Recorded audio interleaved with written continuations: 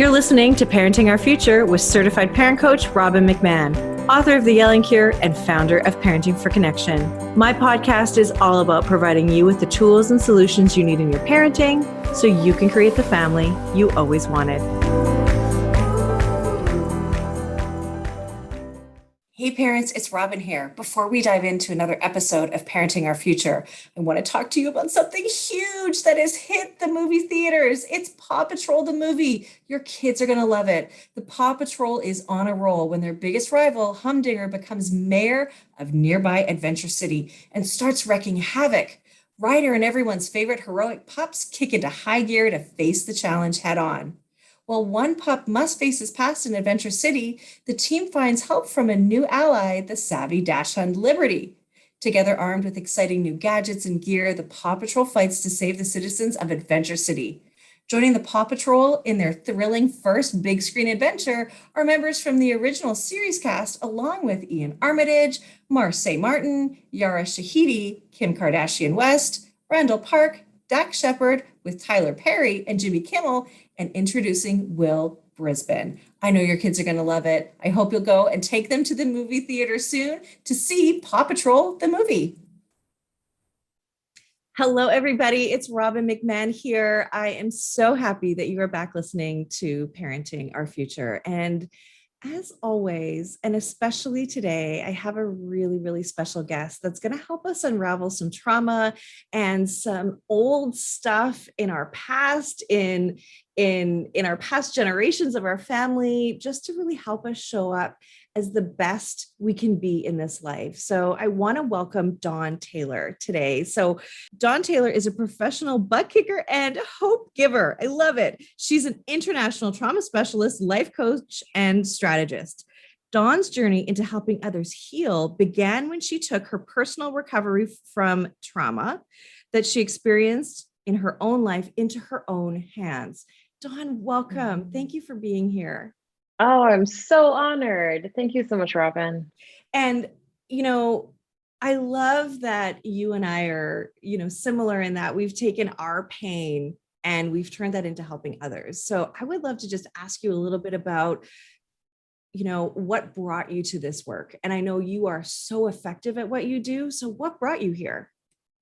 Thank you.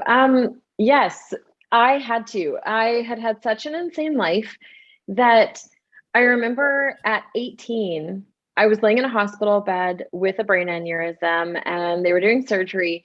And this was not even a big one in my journey. I had been dealing with eating disorders and suicide attempts and sexual abuse and just crazy. And I was laying there and I was like, man, if I can't turn this into something amazing, what am I going to do? Like, yeah. I can't keep living this life. And it was only after that the life got even harder, right? So dealt with the drug addiction and infertility and abandonment of a parent and death of a parent and almost losing my husband multiple times. And like, it just felt like it was getting worse and worse and worse and worse and worse. And in that, it was like, no, I have to figure out how to heal this. And so I would go to therapists, I'd go to psychologists, psychiatrists, social workers. I did all of it. Yeah. Anyone and everyone that might be able to help me heal. But I always felt like I was too much for them. So I'd sit down and I'd be like, okay, and I'd start like rattling off all of my things. And I'd be like, can you help me overcome all this and heal? And when you look up and their jaw is dropped or they have this look of, disbelief, I actually had one call me a liar. When you get to that point where you're like, wow, I'm actually too broken to be healed or helped. That's when I was like, you know what? I can't. Either I'm out, right? Like either I'm going to take my life or I got to figure out how to heal this. And I set about to figure that out. So I'm super strategy based. So I looked at it as, okay, if this is the trauma, right? Trauma 1. Yeah. How do you overcome that? How do you neurologically rewire your brain? What effect does this have on you genetically and at your cellular level? Yeah. How does it shift your patterns and your beliefs and all of these things? Cool. Okay, now you can heal that. Okay, trauma number 2, and that's kind of how I set about doing it, And in the process, started to have people asking me advice on how to deal with what they had gone through. Because I was so strategy based, I was getting such amazing results. They started asking for advice, and that's actually how my entire business started. Is Wow. I had so many certifications, and I had done so many courses and gone to so many conferences and trainings and things, really to heal my hurt. Mm. And it was one day that my best friend from childhood, looked at me and she goes, you probably should be charging people for this, right? Instead of just going on like 10 coffee dates a week or 20 coffee dates a week with people. And I had never thought of it, but I realized I had something different in how I look at it. I look at trauma in a completely different way. It's a giant puzzle. And as those pieces fall together, the healing that comes is almost magical. Wow. Like Wow. it's so powerful.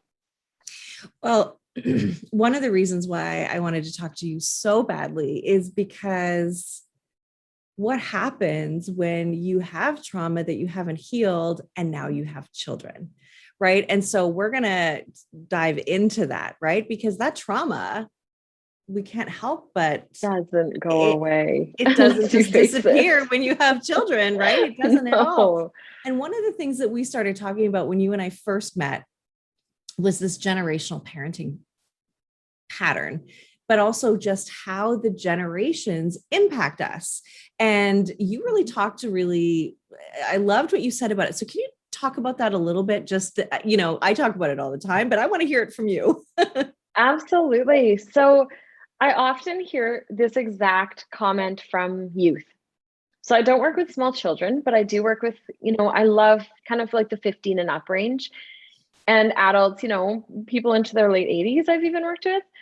But over the course of a few weeks, I had multiple young adults say, you know what, I'd rather be dead than be my mom. I'd rather be dead than be my parent, my dad, my grandparent, whatever it was. And when I stopped and looked at that, I was like, okay, what is causing that? What is actually causing that? And you know what? Let's be honest, parents, you are doing the best you can with the skills you have. Mm-hmm. But if you were not handed a big, healthy, amazing toolbox to work with, you can't. You literally can't. So when I'm talking to these youth, and I dig in, right? Because we have a really trusting relationship. And I was like, well, what do you mean? And they're like, well, my mom complains about her job, and my dad complains about his job, and my grandparents, and my aunts and uncles, and all these people. Why would I want to get a job when it makes you miserable? Mm-hmm. Right? And I'm sure everyone going, oh, yeah, Yeah. why would you get a job? Right? The difference is this generation is going, yeah, but we don't care. We're just not. They're Well, not buying into the like societal norms, right? yeah, like just do it anyway. Well, why should I? Why should I be Well, miserable? that's the thing. They're like, And no, I they're don't want to. and they're also looking at the environment, and they're saying, well, Yes. why do I want to, like you said, get married when everybody around me is getting divorced? Why do I Yeah. want to bring children into a world that's, for all intents and purposes, falling apart? So I mean, that is a moment where we have to stop for a second. Like, I would rather be dead than be my Yeah. mom or dad. Whoa. I mean, whoa. So, Huge. okay. And so we do know that suicide rates are really at an all-time high. We There. know, of course, the pandemic has definitely added to that. Social media in part has had a big piece to Oh, play, bigger than anything. Yeah. Yeah. Yeah. So, this is what I know, right? I know for sure that, in parenting,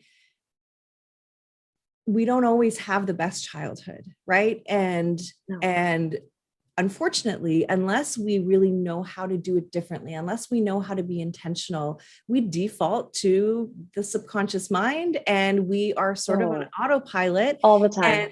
And that means that we are parenting the way we were parented.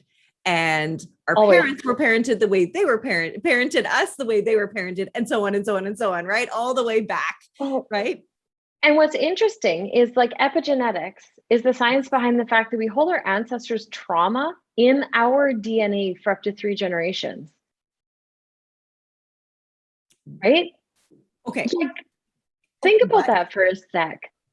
So we're not just holding our trauma, we are holding the trauma of our moms and dads and grandparents and great grandparents in our DNA. That's science. That's nothing woo woo. Like, that's just pure science, right? And then we wonder why we think the way we do and we function the way we do.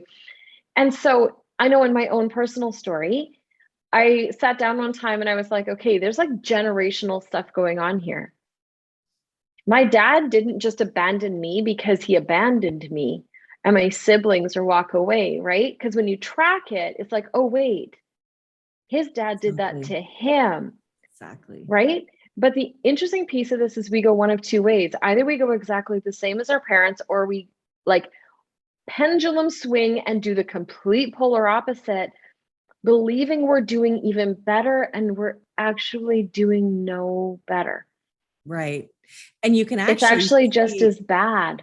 yeah, you can actually see, when I do this work, the first thing I do with parents is I talk about the way they were parented.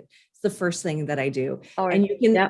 you can see, even if they are doing that, how they still manage to repeat some of the same patterns. It's the conditioning, right? We can't get Yeah. away from it, right? We only know what Yeah. we know. And unless and until we're willing to heal that past and move Yes. forward, you are stuck, right? Because what else are Yeah. you going to do, right? Oh, So, totally. so if we're stuck with all this generational trauma, which I think is news to me that it goes that far back, but really it does make sense. What do we do then? What do we do? And we're going to talk about also just, we sort of put a pin in, I'd rather be dead than be my mom or dad. Yeah. We're coming back to that. But We should come back to that. Yeah. yeah, just wait one second. So what do we do about this? All of this, trauma that we have within us that we didn't ask for. Yeah. What do we do? So, multiple things. One of the first things is because not everyone can afford to just go out and get help, right? Mm-hmm. I have clients every day that call me and they're like, but I can't afford it, right? What do I do? Or I only get so many therapy sessions with my health benefits or whatever it is. Honestly, one of the first things you can look at in your life is, when am I having a really big reaction or response? So a Because trigger. when you're having a massive reaction, good or bad, there's density behind it, which means there's something behind it, right? Okay. So if you are reacting strongly in work, especially with kids, if you're reacting really strongly to something that they did, right? Stop yourself and be like, is this actually a rational reaction I'm having? Did I just lose it on my child for something that was so tiny and really at the end of the day doesn't matter?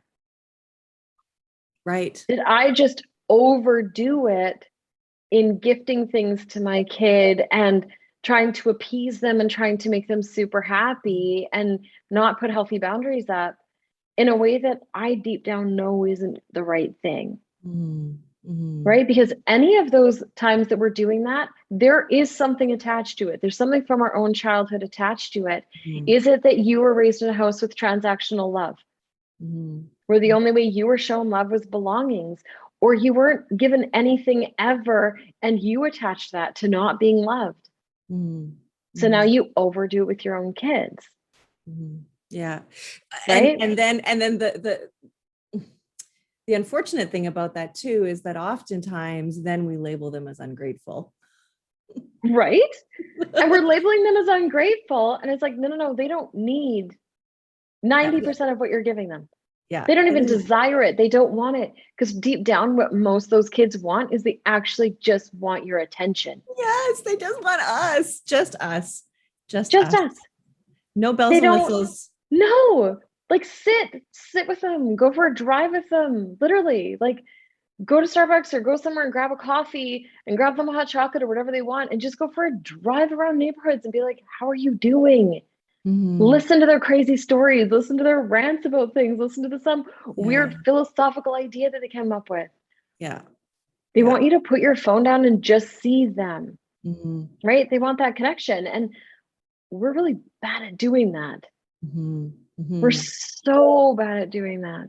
Yeah. Right. Yeah. And it can show up in other ways. I know one of the examples I always use is I come from the most indecisive family ever. Like my mom couldn't go through a drive-through to order McDonald's because she would like get all stressed out and someone would honk and they'd be asking and she'd finally make me come from the back of the vehicle to do the order, or she would just speed through and drive around and then be embarrassed to make one of us go in. Like could not make a decision if her life depended on it. And my dad was the same. And so I now have a brother and sister very much like that. Mm. I did the polar opposite, thinking I was better than them, and I became too decisive. Right. Yes. So my husband always tells stories about this where he mentioned to me at 5 o'clock one morning, we need a second bathroom. He got home at 7:30 that night and I had bought us a house that had 3 bathrooms. Whoa. Right. And That's he was a like, pendulum swing. Right.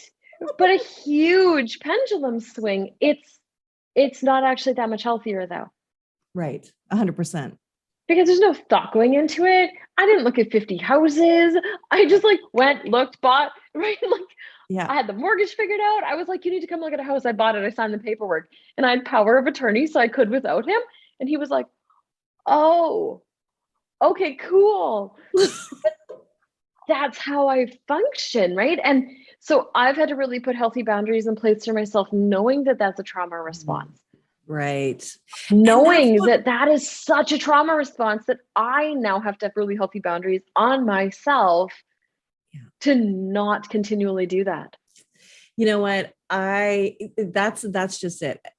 The trauma response is that we don't really realize what some things are trauma responses. And I've just learned of one myself that I have, and it's around money. And it's for me when it comes time for my taxes, I have to do my taxes, or it comes time to just look at, just where I'm at in my business. Check out the bank account.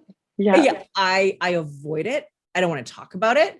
And that's a trauma response. I know it, right? 100% it is. I just can't do it. I just don't want to do it. It makes me sick, but I have to do it, right? Obviously I have to do it, but it's really, really painful. And that comes from, a lot of money insecurity growing up. And there's a lot of money stuff in my past. And so there's no doubt. Just no doubt. And I'm sure there was money. There was money stuff in my parents' Well, past. they learned it somewhere. 100%. Yeah. 100%. Right? Even though both my parents had completely different upbringings. My dad was brought up on the prairies in Saskatchewan in Canada. My mom is German, so was brought up in post-war Germany. So you can't but get that's much different. like poverty and scarcity mindset though is riddled through both of those. Well, and it's so because interesting. that's my background. I'm related to most of Saskatchewan and all my family comes from Germany. That is my gosh. I totally understand that. How funny is that? Yeah. And it's funny because we talk about, like we said, the generational, and it's in your DNA. As soon as I got pregnant with my son, I immediately became terrified that my husband was going to die, like irrationally terrified that he was going to die.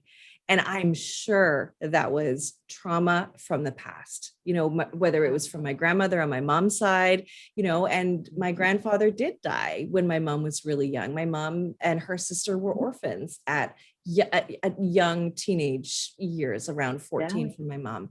And that has left a huge mark on her. And I see that she never really learned how to parent, really. And she never learned how to form relationships or friendships.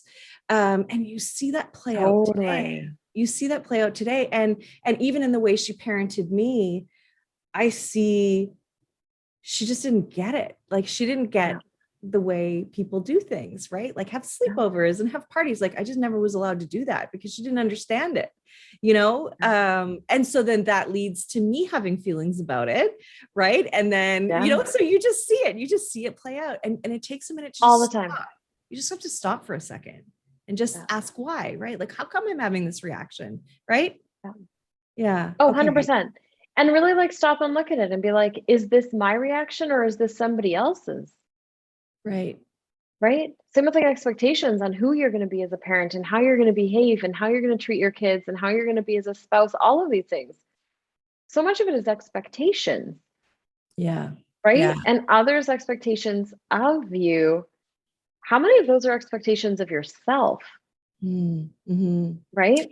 Well, and I think How the many of those are of reality, a blueprint that's far outdated yes. that you don't actually need to have anymore?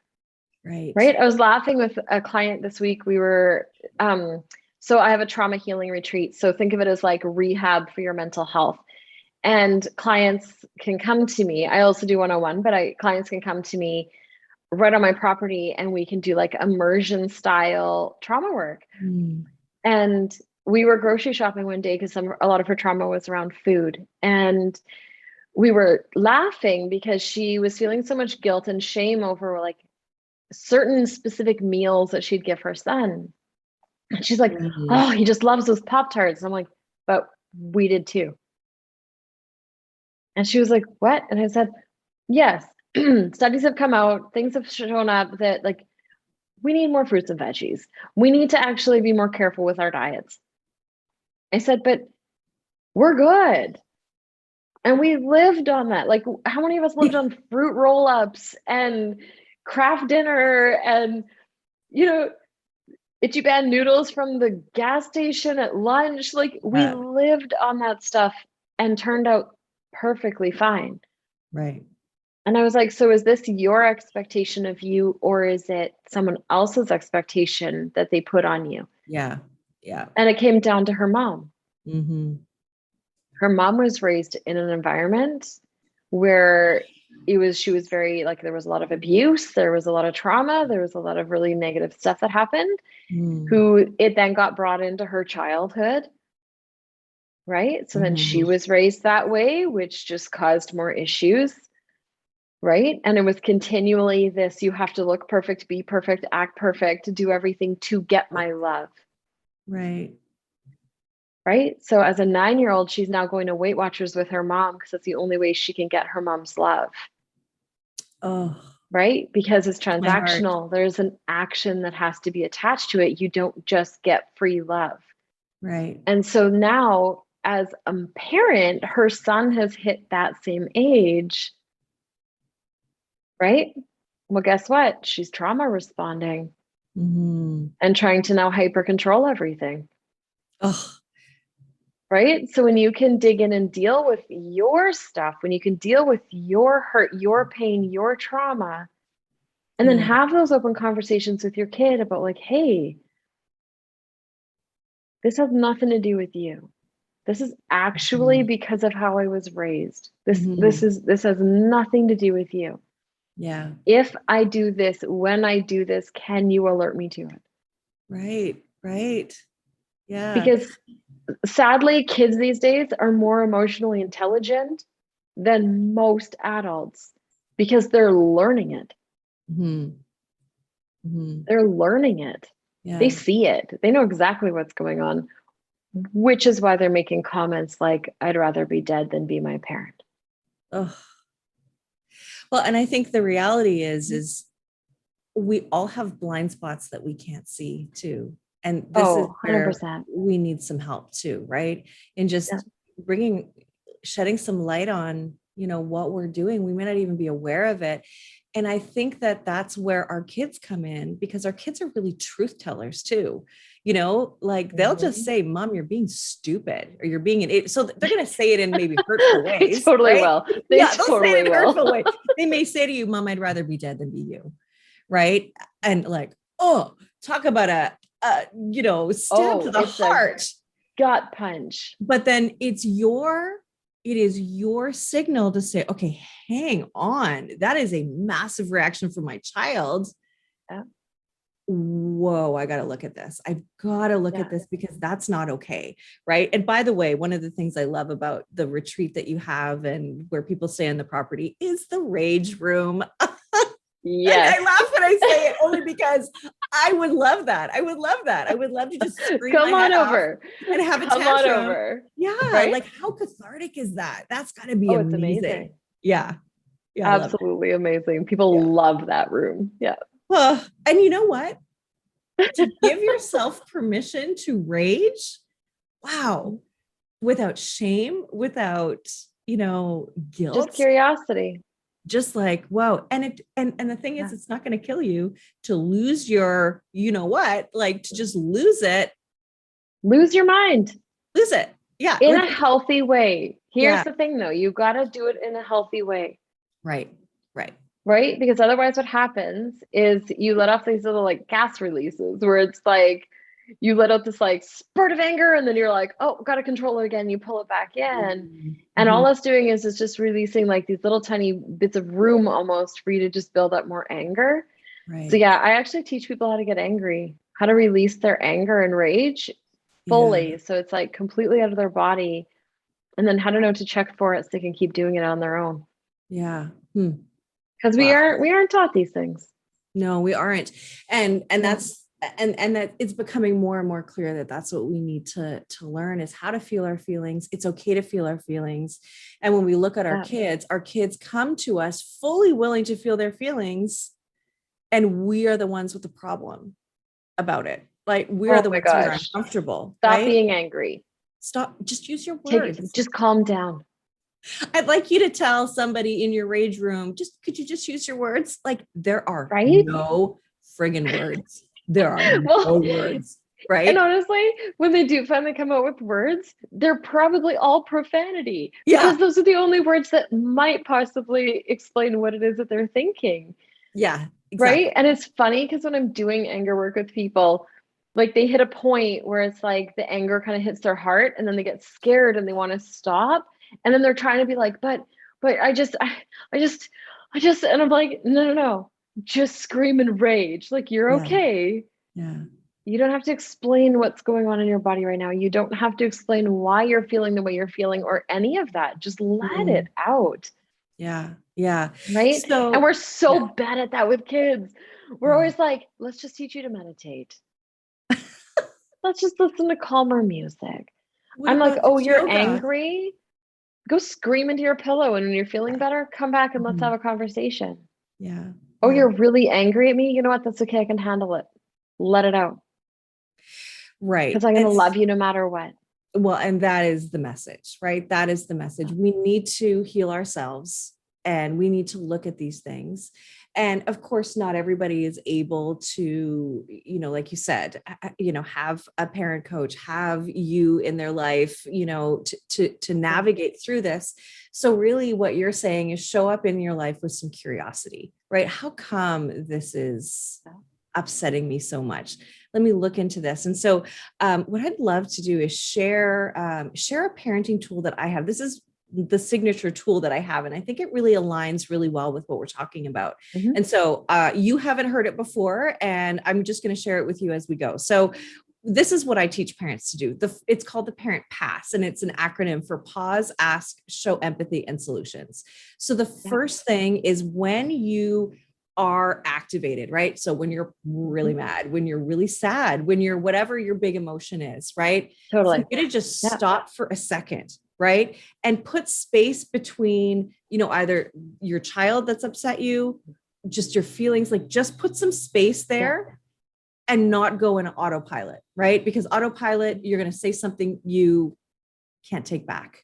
You're going to do something you can't take back, right? So just to pause for a second, right? And then the ask is, there's two asks.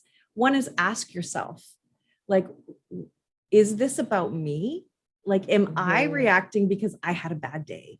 Because actually I just got an email that really upset me and now my son's shoes are in the way and I want to lose it, Right? Is it There's about that me? trauma response. Yeah, right? So is it about me? Do I need to react even, right? Like, do I even need to address this right now? Okay, my kid's shoes are in my way. Can I just pick them up and move them over? Right? So you're asking yourself about what's going on. What's going on with me? Is this my stuff? Do I need to react? Can I just let this go? And then the next thing is you ask your child, like, how come your shoes were right there? Right. And you can't do it unless you slow down, in my opinion. You Oh, can't do it. totally. Like parenting is not an emergency. And I say it all the time. Like it's not an emergency. You don't have to react in this nanosecond. You can just wait. So you pause, you ask yourself, then you ask your child, right? And then it's about empathy if needed, right? If needed. And most of the time, empathy is enough, right? Like, oh, no wonder you left your shoes there. You had to go to the bathroom really bad. And then you got distracted and you forgot about it. Had I not asked, I would have just gone to yell at my kid. Or there's not a proper spot to put your shoes. Oh, what specifically could we do to change that? Right. Well, and there's the solution, right? And that's what the solution is all about. Like, how can we create a win-win, right? So I really, as we were talking, I thought, you know what, I don't really talk about the parent past that often in my show. Of course, it's the number one thing that I give everybody that I work with, but it really helps us to put space between our emotions and our kids, because we're only ever just in our own containers of feelings and needs. And then we communicate with each other and we misunderstand each other all the time, right? Oh my gosh, all the time. Yeah. Yeah. And so sorry, keep going. No, I was going to say, I love what you said about the fact that, when we go back to the, well, I'd rather be dead than be my mom, because I see how much she hates her job, or I see how much, dad hates his job, and how, how much, they really don't like their friends that they, hang out with. And they're always talking about them behind their backs and, all this kind of stuff. Right. But the reality is that that's just what you see. And what parents need, what you had said to me earlier is that's really only part of the story. And so we need to make sure that what we're modeling for our kids and what we're showing them is the truth, or we need to explain it. Right. So can you talk a little bit about that? Oh, for sure. So I was talking to my niece about it. So my 15-year-old niece has been hanging out with us this summer, and I was asking her about it because I'm like, hey, I keep hearing this with my clients. Is this what's going on in your generation? She's like, oh yeah, all of us. There's whole forums, we talk about this. And I was like, oh, and I knew this, right, from my clients, but it was interesting to hear that this is like actually a massive, massive worldwide issue. And I said, so can we discuss some of these? And she was like, yeah, for sure. And we were going for a drive one day, and I said, so talk to me about the work stuff. And she's like, my parents will come home and they'll complain about their jobs, or like I'll be my friends, their parents are always like, oh, I'm so tired, or I hate my job, or that was the worst day ever, or they come home and they just have to have that glass of wine, or they have to have that stiff drink to have survived the day. Right? What your kids aren't seeing is that you potentially love 75 or 80% of your job, but it was that one little thing that happened end of the day, or that call or that email that you ruminated on and you took home. And when they asked, or someone asked, hey, how was your day? You went, oh, right? Like, and it was like this horrible thing. Kids are literal. They're so literal. So they go, oh, you just like hate going to work every day. Right? Spending all day Sunday complaining about having to go to work on Monday. Right? Comments like that. We were driving one day and she's like, what's a line of credit? And I was like, what? She's like, how do you get a mortgage? And I'm like, okay. So we started talking about this, and she's like, so people just do that and they rack up a bunch of debt that they have to pay off? And I said, yeah. And she's like, well, no wonder everyone's so stressed out. They're all spending outside their means. Like, and we're having this like honest conversation. And I mean, she's very smart for her age and well-spoken, right? But we were talking about this, and she's like, so you're trying to make our lives more fun by going into debt, which causes you more stress, which makes you fight, which then ends up with you divorced or having to work more. She's like, yeah, that seems really dumb. Yeah. Right. And I laughed because I was like, thank you. Yes, it is. And every adult needs to hear that. Right. But talk to your kids. If you're curious, right? No judgment, just curiosity. Ask them if they think you and your spouse are happy. Good one. Ask them what their view of marriage is. They are truth all tellers. They're doing is seeing you avoid each other on your cell phones, or argue about things or fight about things. And I'm not saying don't do that in front of your kids, but how often do they see you hug or embrace or kiss or laugh or joke around? Or is all of your entertainment happening on your phone? Right.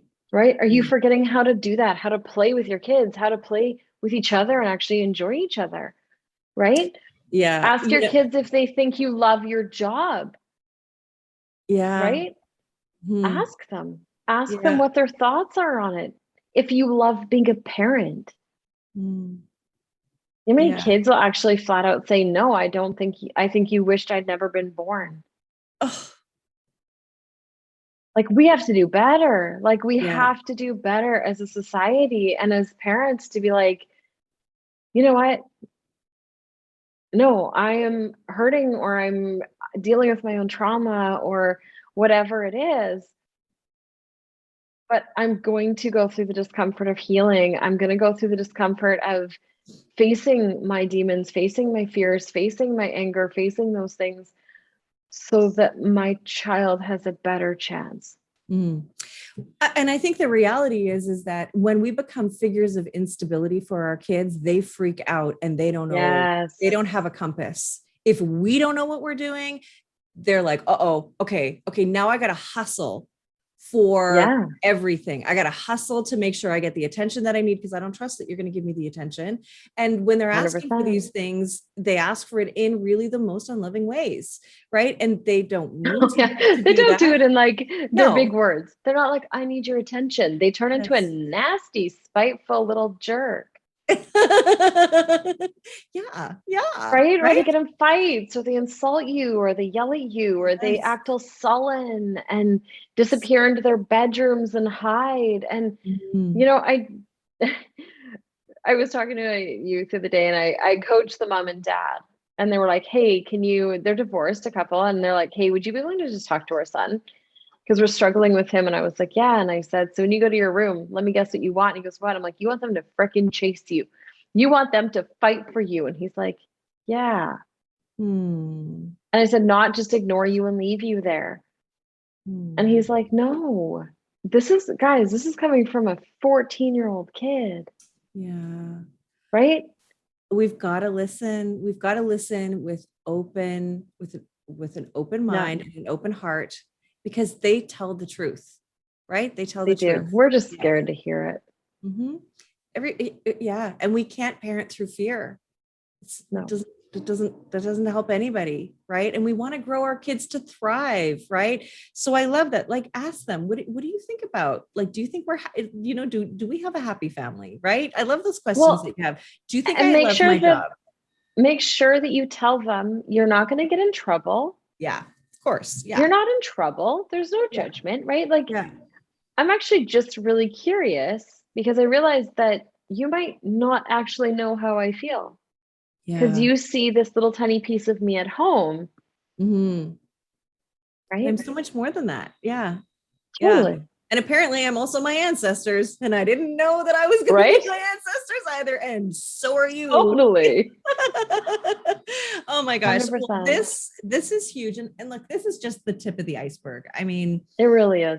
You know, there's so much more to talk about. And I think that just bringing this into the light and you having that experience with what youth are seeing and how they make sense of it.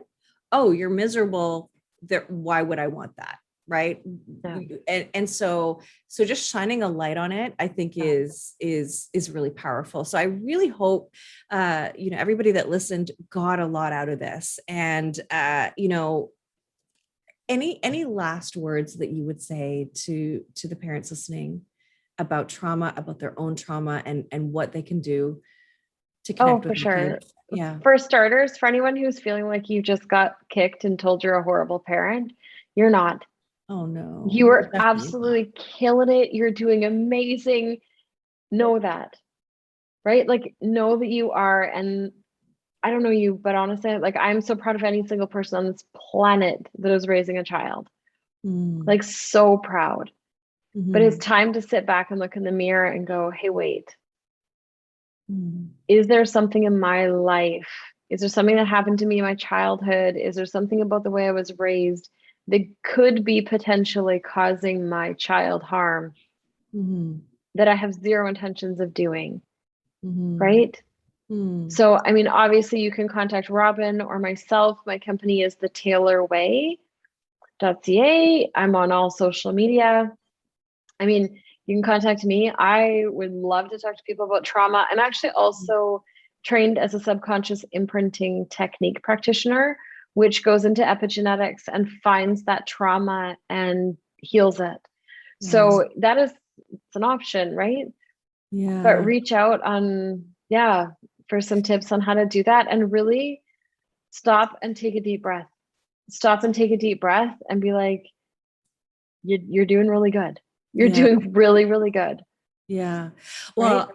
Thank you so much. I think that, everything that you've said is so important. And, I think also, giving people permission to ask for and accept help and support, because when you talk about the epigenetics, we're up against things that we just don't even understand. So why wouldn't we get some help to navigate it if you can? So thank you for all of everything that you've brought to this conversation. And, all of your information is in the show notes.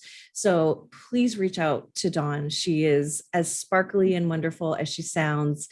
And she's wonderful. So thank you so much, Dawn. Oh, you're welcome.